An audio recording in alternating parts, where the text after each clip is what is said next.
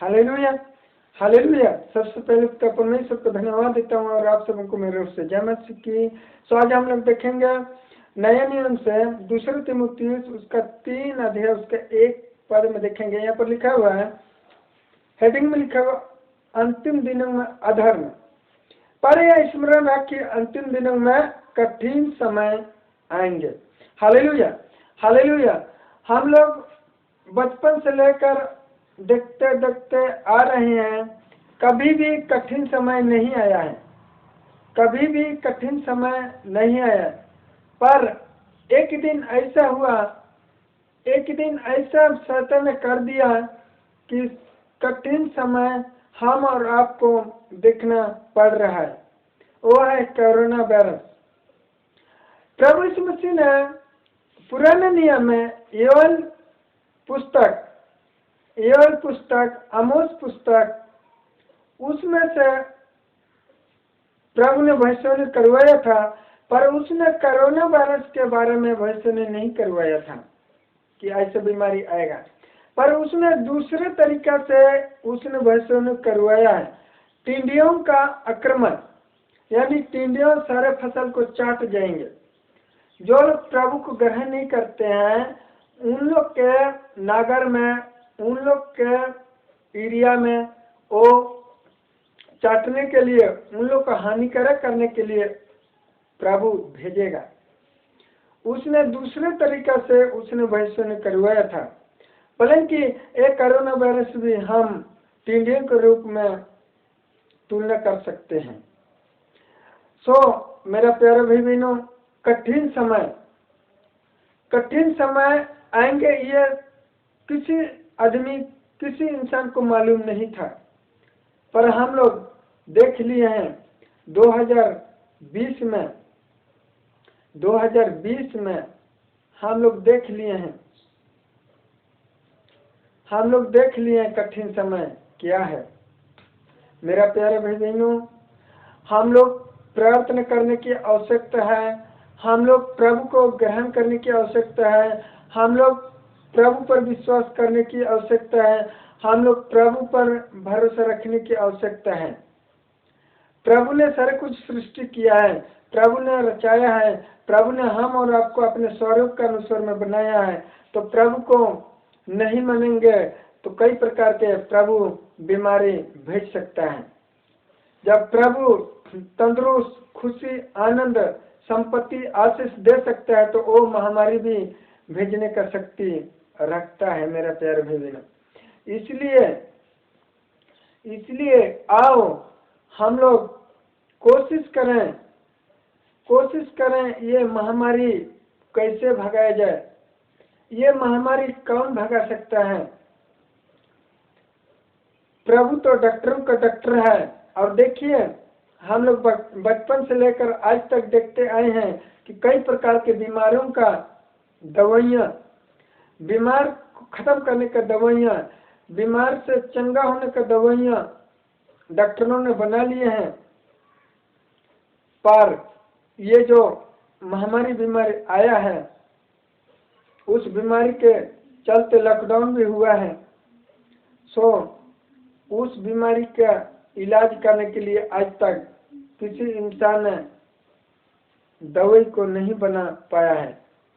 बहुत सारे वैज्ञानिक लोग हैं, दवाई को बना नहीं पाया, क्योंकि प्रभु जानता था, प्रभु तो पहले जानता था, इसलिए उसने भविष्यवाणी करवाया था कि आप लोग सचेत रहो, आप लोग जगते रहो, आप लोग तैयार रहो। और शैतान ये भी जानता है कि कई हर एक प्रकार का महामारी बीमारियों का दवाइयाँ इंसान ने बना लिया है। प्रभु ने उन लोग को बुद्धि दे दिया और बना लिया है, मैं ऐसा महामारी भेजूंगा जो उन लोग इलाज भी नहीं कर पाएंगे, और मैं सारे इंसानों को अपने हवाले, अपने कब्जे में रख लूंगा। शैतान नाश करना चाहता है। शैतान कभी नहीं चाहेगा कि इंसान खुशी से रहे और प्रभु को ग्रहण करे। इसलिए मेरा प्यारे भाई बहनों, याद रखें उस प्रभु को पर विश्वास करें। प्रभु ये किसी दिन ये जो महामारी आया है, कोरोना वायरस आया है, ये किसी दिन सत्यानाश कर देगा, खत्म कर देगा। बहुत सारे प्रभु के दास हैं, दिन रात प्रार्थना में लवलीन रहते हैं। हम और आप भी प्रार्थना में लवलीन रहना चाहिए मेरे प्यारे भाइयों। दूसरा तीमुथियुस उसका 3 अध्याय उसका 1 में कहता है, पर यह स्मरण रख कि अंतिम दिनों में कठिन समय आएंगे। पौलुस ने तीमुथियुस को पहले कह चुका था कि कठिन समय आएंगे। कठिन समय क्या है? कठिन यही है जो कि एकदम से अचानक से ऐसा स्थिति, ऐसा लॉकडाउन, ऐसा बंदी, कार्य में रुकावट, लेन देन में रुकावट, ऐसा समय आ गया है। इसी को कहा जाता है कठिन समय। इस कठिन समय में हम और आपको क्या करना चाहिए? हम और आपको क्या करना चाहिए? सचेत रहना चाहिए, घबराना नहीं है मेरे प्यारे भाइयों। घबराने में डर होता है, जो डरता है वो नीचे गिर जाएगा, ऊपर नहीं चढ़ सकता है। इसलिए हम लोग इस महामारी से डरना नहीं है।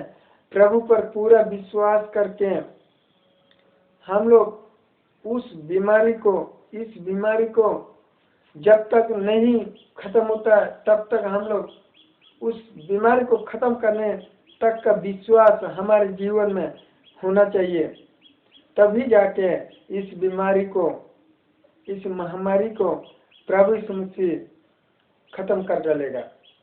क्योंकि प्रभु यीशु मसीह से बड़ा कोई है ही नहीं। आदि और अंत वही है। प्रभु जानता है इस भूमंडल में क्या हुआ है। प्रभु सब कुछ देख रहा है। प्रभु एक दिन ये महामारी को खत्म कर डालेगा। पवित्र बाइबल सत्य है और पवित्र बाइबल ही हम लोग को इस महामारी से, इस बीमारी से बचाएगा। अगर यदि हम लोग कठिन समय के समय में, जैसा नीचे लिखा हुआ है 3 अध्याय 2 से लेकर नीचे लिखा हुआ है 5 पद तक लिखा हुआ है, वैसे रहेंगे तो ये बीमारी हमेशा घूमते ही रहेगा। हम लोग देखेंगे क्योंकि मनुष्य स्वार्थी, लोभी, ढींगमार, अभिमान, निंदक, माता पिता की आज्ञा टालने वाले, कृतघ्न, अपवित्र, दया रहित, क्षमा रहित, दोष लगाने वाले, असामी, कठोर, भले के बैरी, विश्वासघाती, ढीठ, घमंडी और परमेश्वर के नहीं मानने, सुख विलास ही के चाहने वाले होंगे। और भक्ति का भेष तो धरेंगे पर उसकी शक्ति को ना मानेंगे। ऐसों से परे रहना। Hallelujah, hallelujah. प्रभु का भक्ति के शेष तो धरेंगे पर उन लोग के जीवन में क्या है? सुख विलास है। उन लोग के जीवन में सुख विलास है। इस स्थिति में मेरा प्यारे भाई बहनों, जैसे हमारे जीवन पहले दयावंत था, भलाई करने वाला था और किसी के ऊपर में तरस खाने वाला था, जैसे पहले हमारा जीवन था प्रभु यीशु मसीह के अधीन में, वैसे ही इस स्थिति में भी, इस परिस्थिति में भी हम और आपको रहना पड़ेगा। मेरा प्यारे भाई बहनों, ढींग मारने वाला ना बने, नहीं बनना है। इस दुनिया में कितना जाति हैं और कितना अलग अलग देवी देवताओं को मानने वाला इंसान पाए जाते हैं। वो बाकी किसी कोई भी जाति का गुरु को ये प्रार्थना नहीं सुनेगा। सिर्फ हम मसीह लोगों को मैं आदेश निवेदन देना चाहता हूँ कि ये जो महामारी को भगाने के लिए हम और आप मसीह भाई बहनों हम लोग प्रार्थना करने की आवश्यकता है। यदि हम एक मन हो के हम लोग पूरे सारे के सारे प्रार्थना में लगे रहेंगे तो मेरा प्यारा भाई बहनों एक न एक दिन प्रभु यीशु मसीह इस प्रार्थना का उत्तर निश्चय देगा और हम और आपको खुल्लम खुल्ला जैसे पहले आराधना स्तुति करते थे, बंदगी करते थे और संगति बैठ बैठ के बंदगी करते थे, वैसे ही हम और आपको करवाएगा। सो आओ आज से हम लोग प्रभु यीशु मसीह का विश्वास में, प्रभु यीशु मसीह पर विश्वास में स्थिर रह के प्रभु का गुणवाद करते रहें, प्रार्थना करते रहें। इस बीमारी को भगाने के लिए जोरदार से प्रार्थना करते रहें। धन्यवाद। इस वचन के द्वारा आप सबों को आशीष मिले। आमीन।